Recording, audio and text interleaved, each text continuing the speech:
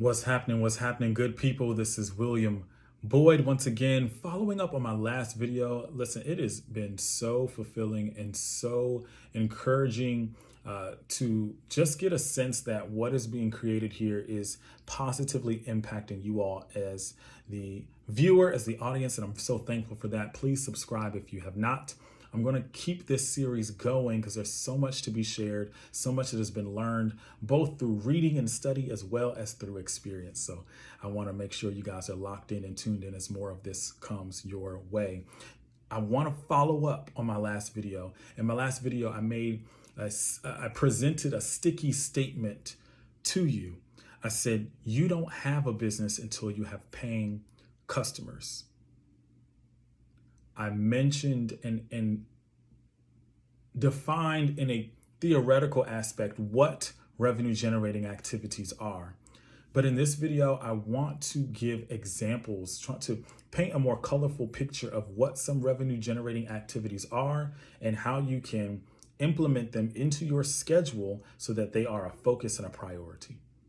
For me, in my business, I am in the staffing industry. And so in a lot of ways, staffing sales is still very archaic. I generate some leads for our business through social media and especially our Google page because of the locality of where we are. A lot of local companies will Google staffing firm when they need to hire someone and call the first few they find on Google. So that's helpful in producing leads. But the reality is this, oftentimes I have to get on the phone and cold call.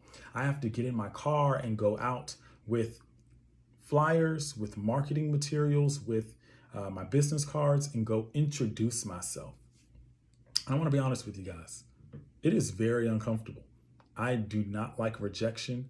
I don't like walking into a new place and I have no idea what to expect or what type of interaction I am walking into. I don't necessarily like picking up the phone and knowing if the next person whom I call is going to hang up on me or yell at me or this is the third staffing firm this week. I thoroughly dislike it. There is a disdain I have for that.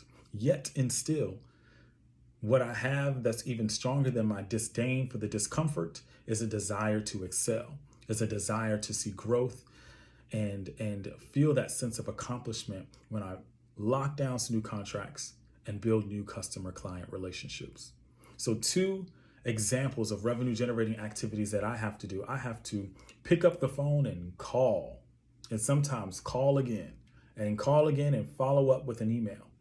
And other times I have to get in my car and actually go visit some of the companies that I am targeting that I would like to do business with.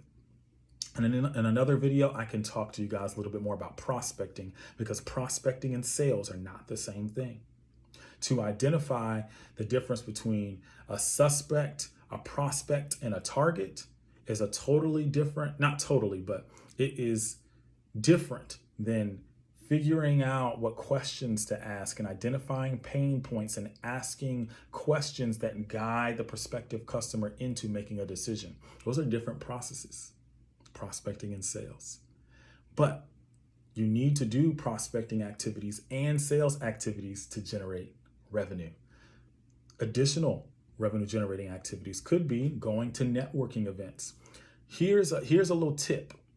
Word of mouth is one of the most powerful and highest return on investment marketing methods.